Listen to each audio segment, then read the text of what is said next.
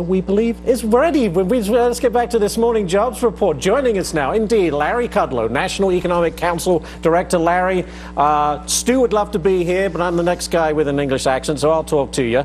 Let me get your reaction to the blowout jobs number. Pretty impressive. I love people with English accents. Let's start there. So funny. It was a blowout number, and it clicked on all cylinders. Perhaps we'll get to that. Let me just say, as a matter of an overview, because of the stock market correction, corrections come and go. We're all kind of powerless. Nobody really likes them, but it is part of the free market story.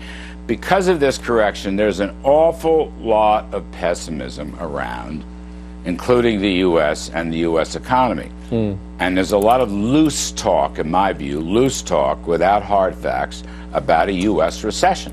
And I say no. There is no recession coming. There is no recession in sight. Consumers are strong. Jobs are rising. Wages are rising. Let me add to that, for the benefit of my great and dear friends at the Federal Reserve, more people working successfully at higher wages does not, let me reiterate, does not cause higher inflation. And in fact, the inflation rate has been coming down even while we've been experiencing a continuation of the jobs boom. This is a supply side expansion. It's a business side expansion.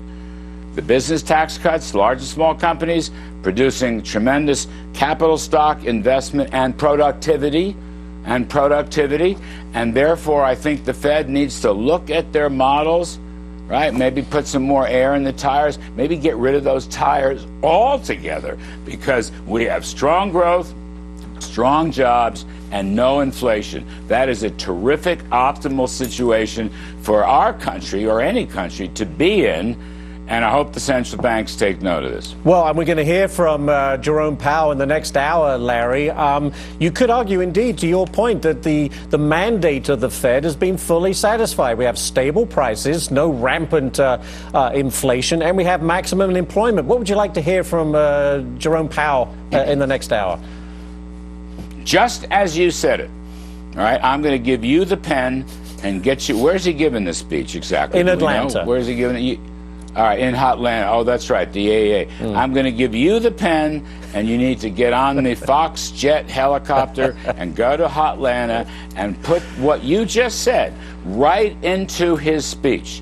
They are realizing their mandate.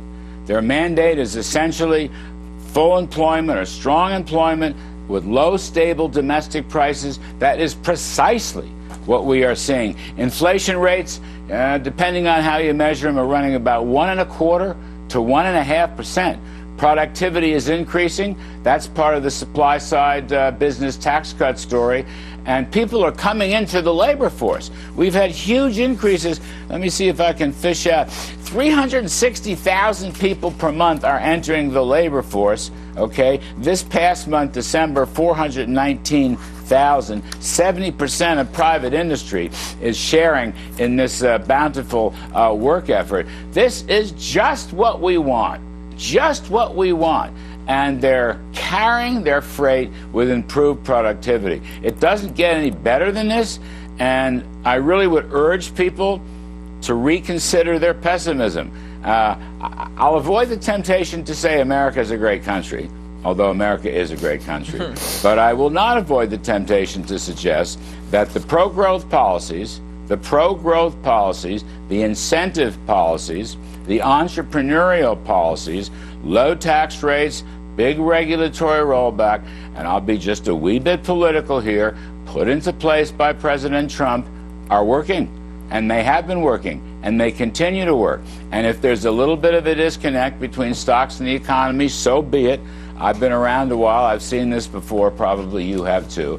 We are on an optimistic path. That's really my message. Look at these numbers today. It's just, it's a blowout statistically. But this is the kind of thing that is going to raise the animal spirits. I can hear people. I can hear people across the country going, whew, you know what? Things are a lot better than some folks are saying. That's my view. Well, unfortunately, the Fox chopper's in the shop right now, so I've just emailed Mr. Powell for you, Larry. Next one for you. The delegation going to China next week. Progress being made on a deal. Can we infer that? Well, of course, let's see how they do. I know the president is cautiously optimistic. In fact, he just had another talk with President Xi of China. These are all good signs. We're going to have a deputies delegation. I think they're flying over this weekend. They'll be at work next week, as you said. They're going to look at the whole story. They're going to look at commodities, you know, agriculture, industrial, capital goods. We would like to see, frankly, a regime of zero tariffs, zero non-tariff barriers, and an end to all these state-run subsidies. You know, these are central planning policies that are not working. The Chinese economy is not in good shape. But also, crucially, we have got to see a change in Chinese law regarding the theft of intellectual property, regarding ownership, where American companies must be permitted to own their companies. And so that would end the forced transfer of technology.